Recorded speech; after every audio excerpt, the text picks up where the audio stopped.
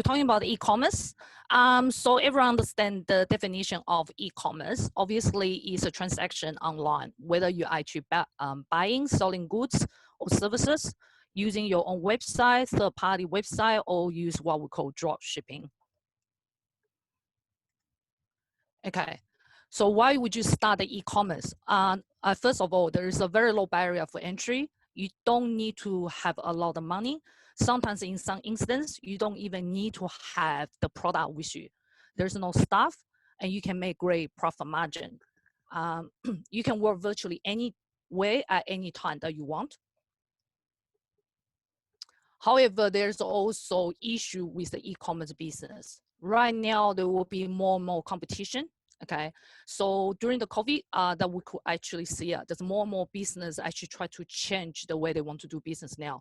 So you need to understand your customers' need. Otherwise, you will be actually washed out from the market very soon.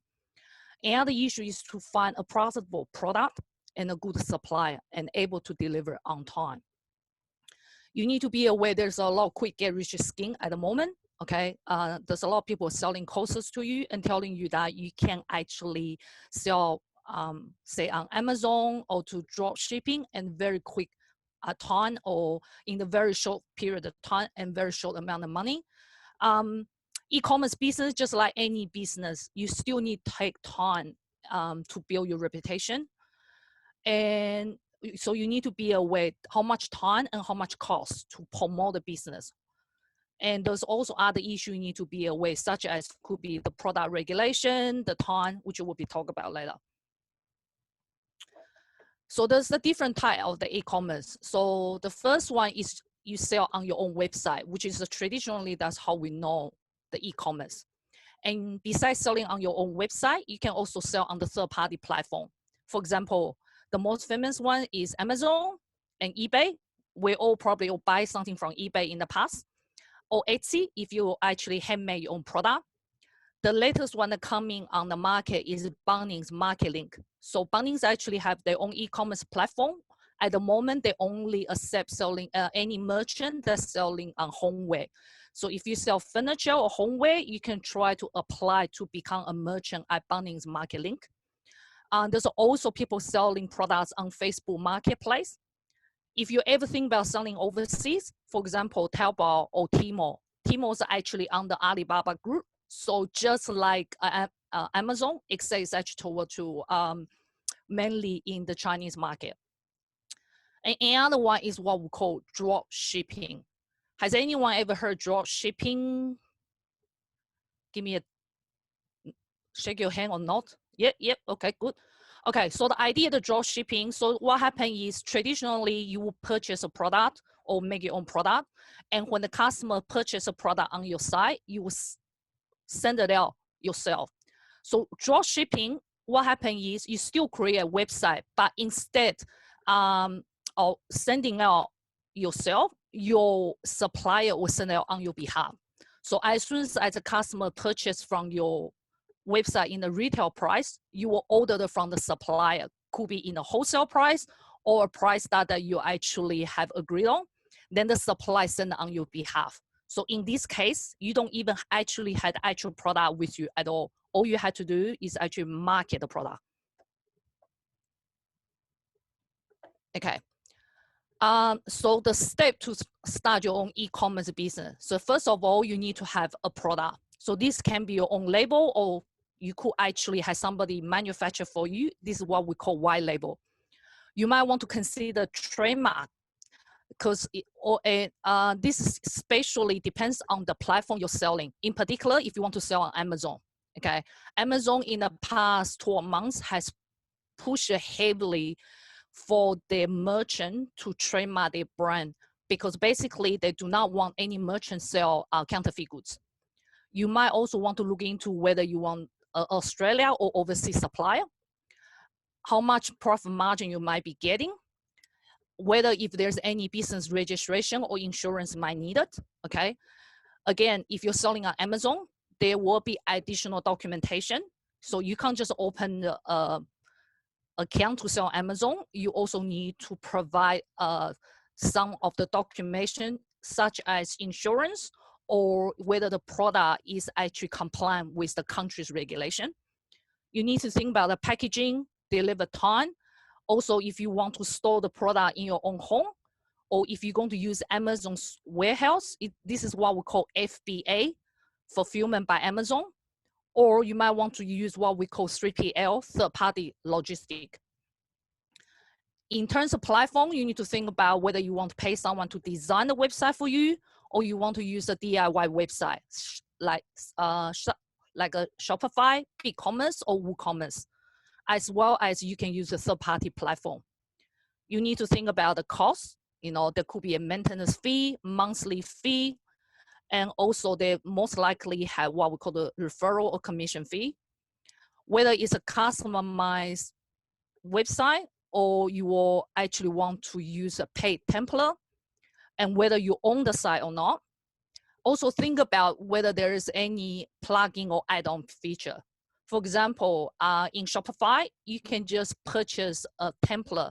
Then you can use other plugin features, such as, for example, could be,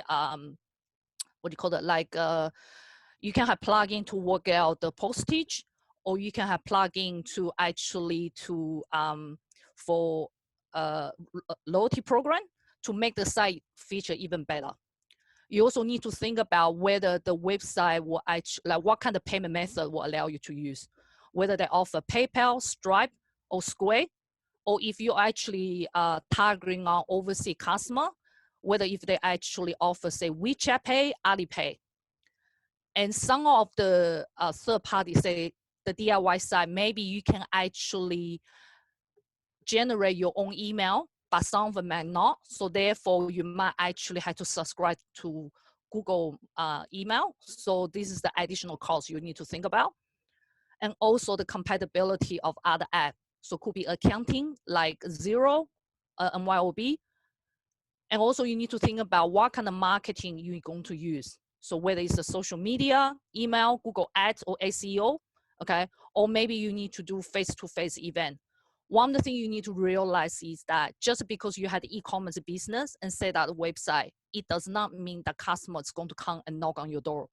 So you do still need to do other type of the marketing, whether it's online or offline, such as a face-to-face event. Okay, so we mentioned about the drop shipping before. The advantage of drop shipping, there is no storage required, and they will able you to sell multiple type of product. So on the same website, you can have 10, 20, depends how many supply you're looking for. You can sell virtually any type of product under the sun. It does not restrict you to type the product or type the supply that you use. Okay, so what you found is you're going to spend most of your time on sourcing the product and also marketing the site. You're not restricted by location. You can sell anywhere under the sun, anywhere in the world. And the product can be sent in your own logo or packaging, providing you actually made the agreement with the supplier. And you can also sell the product on the platforms such as Amazon. The only one that I know that does not allow you to dropship is actually eBay. eBay actually asks you to choose either sell on eBay or sell on Amazon. So they do not actually allow you to do that. As a matter of fact, I actually have heard some story where some people try to do dropshipping on eBay and the account was actually disabled. The disadvantage for dropshipping is that obviously the wholesaler is going to sell, they won't just sell the product to you only. So you're going to find the similar product also be sold anywhere else. So again, the competition is pretty high. And because you don't actually get to see the product yourself, so there's always a question, the quality of the product. Also the delivery time. Okay, so during the COVID, this actually shows a lot. So I have known some of the dropshipping business, they actually had to refund the money during the COVID. Basically, all the product was stuck in overseas and was unable to deliver it back to Australia. And delivery time. Does your customer will be happy to wait for the order to arrive after 8 to 12 weeks? You also need to spend time to research on the supplier, make sure, okay, that your product is unique. And so, like I say, the idea of the dropshipping is still very new for Australia supplier. So if you want to actually looking for Australia supplier, this is what could be one of the issue to explain to them, because many Australia suppliers are so used to the type of say wholesale. So they have never heard of dropshipping. So therefore they will find it very hard to understand. Again, like I mentioned, you need to spend good amount of time and money and resources on marketing. Okay. So again, yeah, if you don't actually follow the rules on the third-party platform, your account could be suspended. Okay, is the e-commerce right for me? So before you start, you need to ask yourself, how much time do you have? Especially if you already have physical business, do you need to change the business operation? Say, for example, are you going to change all to the e-commerce online, or you're going to do half-half? Okay, how soon will you able to transition that? Do you need additional staff? You might need staff especially looking for the online side of it, okay? Do you need time to actually set up the website? How long will take the marketing? You also need to take product photo. You also need to think about maybe you need to change your packaging. Also, the delivery, because say, for example, if you have fruit and veg shop and you want to actually sell the online, so you need to think about the transition, the whole thing, because you might want to actually set out a system where you can actually able to account the stock label, what you sell online, as well as what you sell face to face, so that you won't be running out of the stock. Also, it will take money, you know, cost money to build the website. Even the payment method, there is always a fee involved, for example, with PayPal or Stripe, and also the marketing costs. And do you need to actually use a courier, or are you going to have your own delivery driver, you know? And lastly, the education. It will take time and money to learn about the e-commerce, in particular Amazon. For example, Amazon have their own SEO, similar thing as Google, but not exactly the same. So you actually need time to learn about the whole platform. Also the product regulation and the requirement of the country. If you're going to sell in overseas, it is your responsibility to make sure that your product is regulated and also compliant with that country regulation. So the future of the e-commerce, okay. So what you're going to find is, as we're going to see what happened in the next 5 to 10 years, okay. We heard about a lot in the past in the marketing term of B2B, like business to business, or B2C, business to customer. What we're going to find in the future is what we call C2B, which is customer to business. So the customer is going to say, if you can actually sell me a product at the way I want it, at the time I want it, then I'll buy from you. So then the question is, what exactly does your customer want? So what you're going to find is that in the future, it's no longer you sell one product that you can dominate the whole entire market. Because today, the customer is saying, I don't want it just to be a peg just to fit, you know, a square feet to fit in the round hole. I want a business to able to fit my needs. So what you're going to find is the segmentation of the customer is going to get smaller and smaller. So this is going to be very important, that you need to understand your customer's need and to be able to customize and create a product that to suit their need. Another trend for the future right now is actually that more and more e-commerce business will actually start looking for Australia supply and product. Again, like I mentioned before, this is actually highlight, especially very important during the COVID, because due to the time and also the quality. Okay, so many e-commerce business, in particular dropshipping business, to reduce the risk. So what they do is they will start to have mix of the supplier, mix of overseas as well as Australia supplier, just so that when the customer order the product, at least they can still deliver it. Another trend you're going to see is what we call social commerce. So about a year and a half ago, Facebook actually launched what we call Facebook Pay. Because right now you can actually purchase products through the shop feature, but there's one thing you cannot do is actually able to make the payment.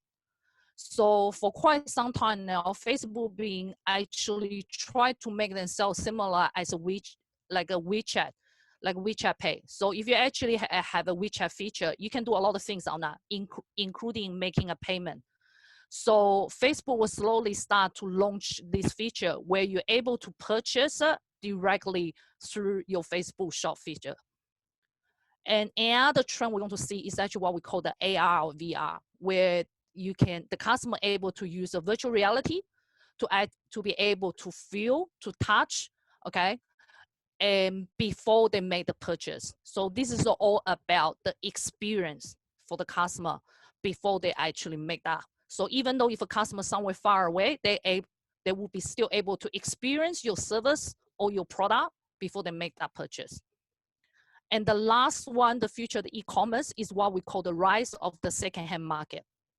So what happened is during the COVID, one of the things we start to see that is that because a lot of product is unable to be shipped inside Australia, so as a business, they will start to have more and more people looking for secondhand parts.